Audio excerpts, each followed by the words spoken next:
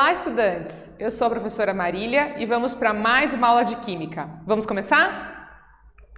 Então, os objetivos da aula de hoje: revisar o conceito de eletrólise, revisar o conceito de galvanoplastia, entender como ocorre a galvanoplastia em materiais plásticos e cerâmicos e praticar o conhecimento com questionamentos e atividades. E as perguntas da aula: você sabe o que é metalização? E você sabe o que é cerâmica metalizada?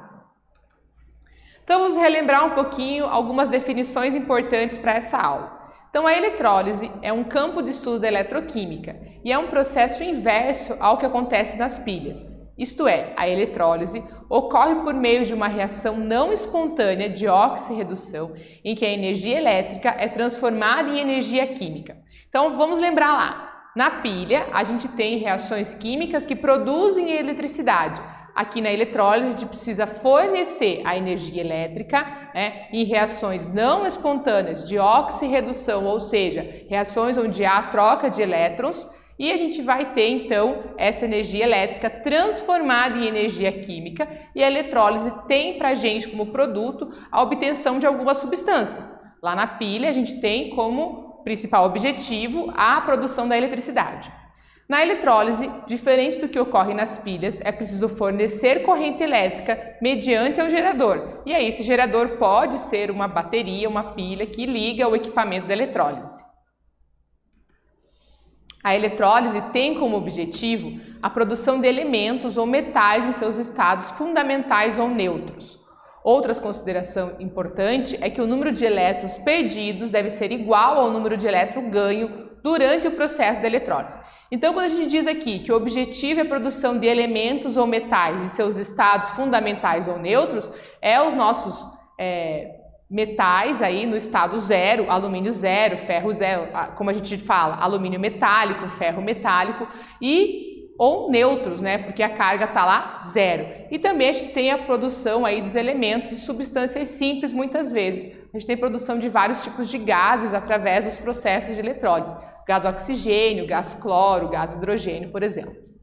E a consideração fala sobre o número de elétrons, que quando a gente vai escrever as semi-reações, a gente precisa fazer o balanceamento correto para que o número de elétrons ganhos e perdidos seja o mesmo. Então, a gente faz o balanceamento em função da quantidade de elétrons e, é claro, respeitando as regras de balanceamento para deixar todas as quantidades de massa aí dos nossos elementos iguais.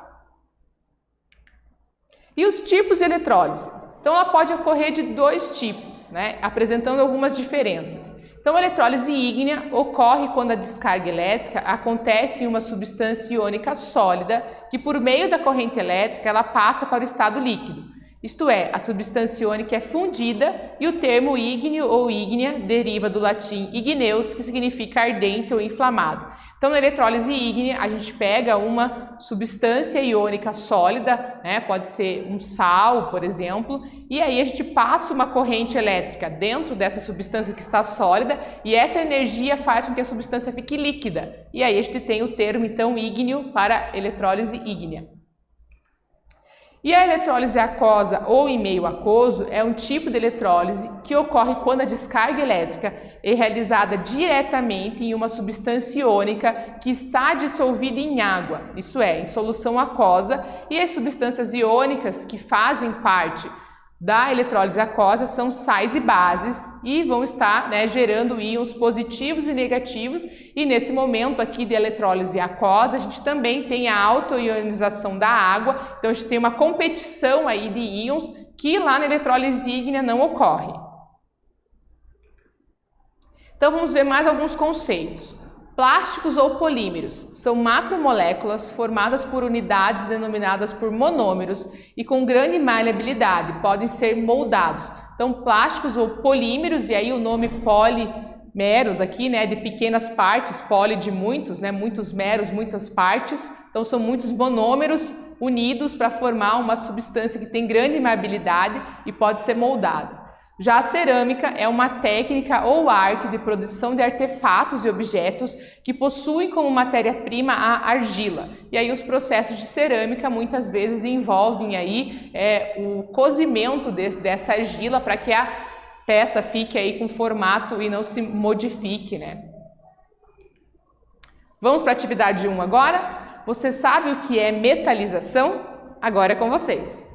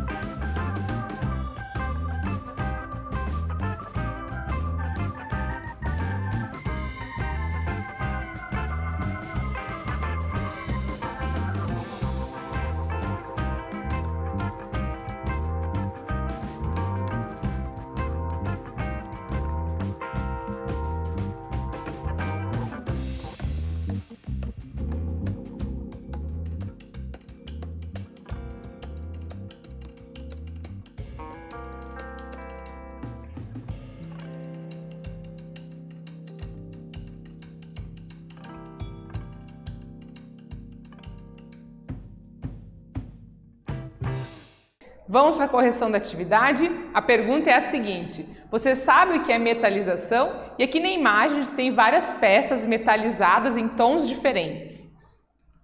Então, metalização, também conhecida como projecção térmica, é um processo de revestimento, no qual metais fundidos são pulverizados numa superfície. O metal de revestimento, sob a forma de arame ou pó, é aquecido por meios elétricos, plasma ou arco elétrico, ou por meios químicos, chama de combustão. A metalização pode fornecer uma espessura elevada, entre 20 micrômetros a vários milímetros, dependendo do processo e do material a ser depositado, numa grande área e a uma taxa de deposição mais elevada, quando comparado a outros processos de deposição, como a galvanoplastia ou a deposição de vapor. Existem vários materiais disponíveis para a metalização, tais como metais, ligas metálicas, cerâmicas, plásticos e materiais compósitos. E a galvanoplastia que ele citou aqui no nosso exercício na resposta da metalização? Trata-se de um processo químico ou eletroquímico de deposição de uma fina camada de metal sobre uma superfície que pode ser metálica, plástica, cerâmica ou de outro material. Mas qual o objetivo de se realizar a galvanoplastia em uma peça? Então, ela pode ser realizada para embelezar a peça, para proteger contra a corrosão, aumentar a durabilidade e melhorar as propriedades da superfície e características de resistência, espessura e também de condutividade. O processo de galvanoplastia, então, das superfícies plásticas é denominado de eletrodeposição, que produz a metalização de peças plásticas com o intuito de embelezar a peça, que pode ser decorativa ou funcional, do metal sobre uma superfície plástica.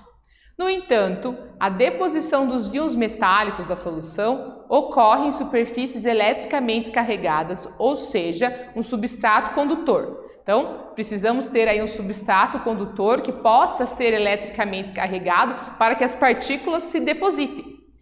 Geralmente, o plástico ele não é condutor, portanto, a galvanoplastia direta não é viável e precisamos aí de outro tipo de processo para conseguir essa superfície.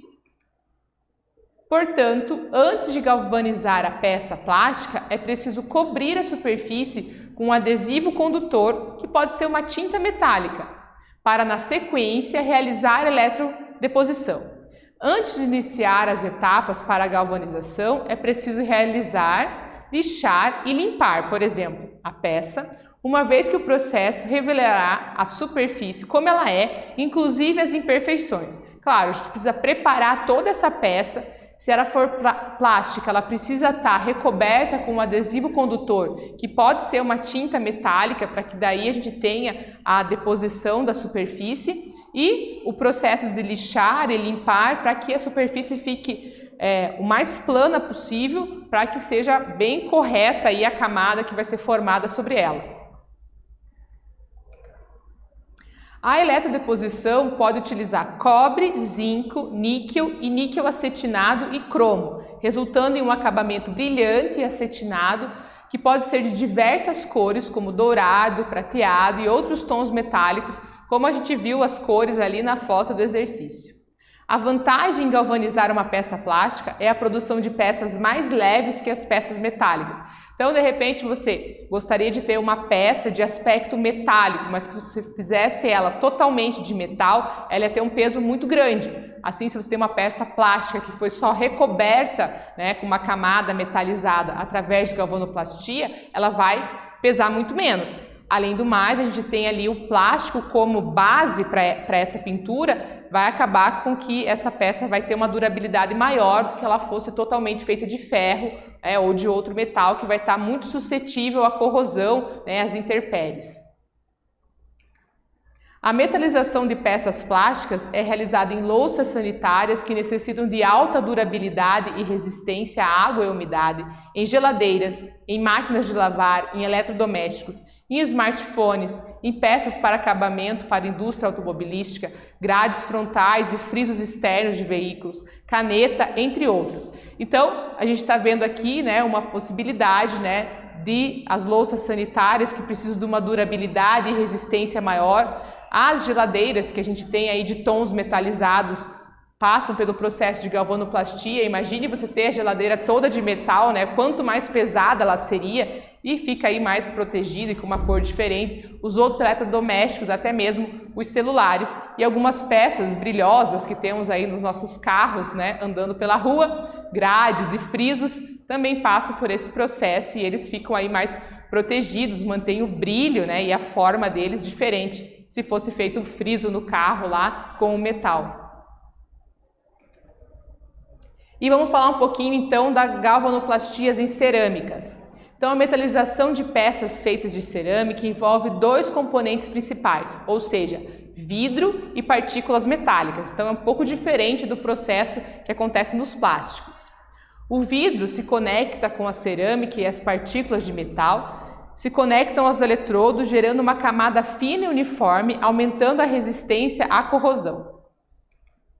Após a metalização, a peça de cerâmica metalizada recebe um banho de níquel, de alumínio ou ouro, que são os mais comuns. Posteriormente, a peça é cozida sobre a formação de gases, 90% de gás nitrogênio e 5% de gás hidrogênio. O gás formado protege a peça contra a oxidação da queima, ou seja, não vai deixar com que a peça fique totalmente preta e totalmente oxidada. Então, ela passa por um processo que recebe o banho dos nossos níquel, alumínio ou ouro, e depois tem o processo de cozimento. A galvanização em peças de cerâmica são utilizadas com o objetivo de aumentar a resistência à corrosão e para dar um acabamento decorativo. Vamos para a atividade 2 agora? Sabemos que a galvanoplastia e a metalização trouxeram à sociedade vários benefícios, mas será que esses processos causam impactos ambientais? Você já pensou sobre os possíveis problemas de saúde que os profissionais que trabalham nessas atividades são submetidos? Agora é com vocês!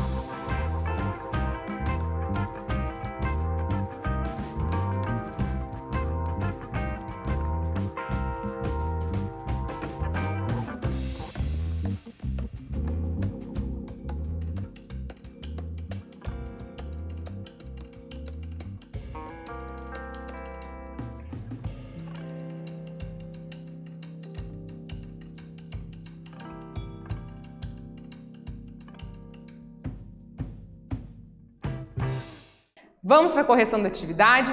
Olha só, o exercício quer saber quais são os impactos ambientais da galvanoplastia e da metalização e quais são os problemas de saúde que os profissionais, os trabalhadores que trabalham fazendo a galvanoplastia e a metalização podem estar expostos.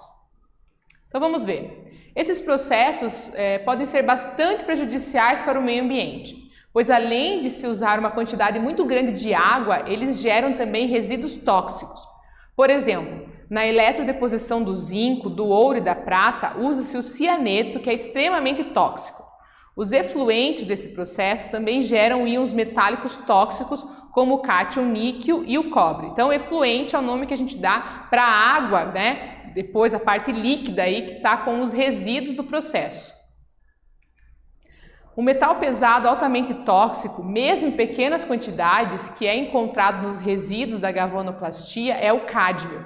Ele é bioacumulativo, isso é, ele vai se acumulando progressivamente ao longo da cadeia alimentar e ele não é eliminado com o tempo.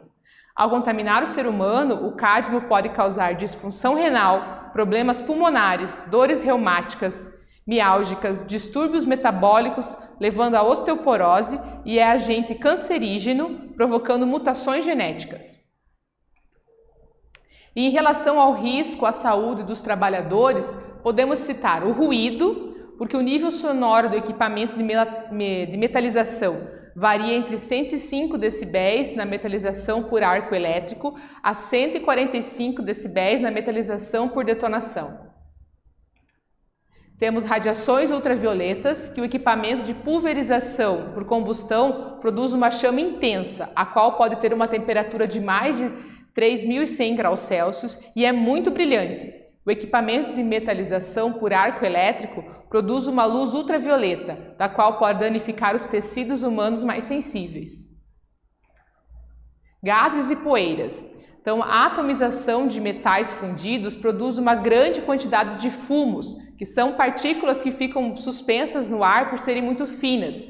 Cerca de 85% a 90% são inferiores a 100 nanômetros. Então, tem sempre uma atmosfera aí, né, de poeira. Certos materiais, tais como o alumínio, o zinco e outros metais, podem reagir com a água e formar hidrogênio, que pode tornar essa atmosfera potencialmente explosiva. Então, é um ambiente aí muito insalubre. Riscos elétricos. As pistolas de metalização elétrica operam a baixas voltagens, inferior a 45 volts, mas a intensidade de corrente é relativamente alta. E também estão expostos às altas temperaturas, né? As pistolas de metalização por combustão usam oxigênio e gases combustíveis. Esses últimos são potencialmente explosivos, em particular o acetileno, apenas pode ser usado debaixo de condições especiais. E no Pensando sobre a aula de hoje, eu trouxe aqui o acesso através do QR Code para vocês, de um vídeo que mostra para você fazer a metalização de pequenos objetos. E aqui uma captura de tela do vídeo está mostrando uma folha de barro que foi pintada, a folha com aplicação de impermeabilizante e a folha após a pintura com tinta metalizada, né? E com banho de cobre e verniz. Então ele vai mostrar o passo a passo do processo de você fazer a metalização de um pequeno objeto. É bem interessante para a gente ver uma maneira mais não industrial, né, uma maneira mais caseira do processo de metalização, sem grandes riscos, mas com os devidos cuidados. Na aula de hoje, revisamos o conceito de eletrólise, revisamos o conceito de galvanoplastia, entendemos como ocorre a galvanoplastia em materiais plásticos e em materiais cerâmicos e praticamos o conhecimento com atividades. Espero que vocês tenham gostado e até breve!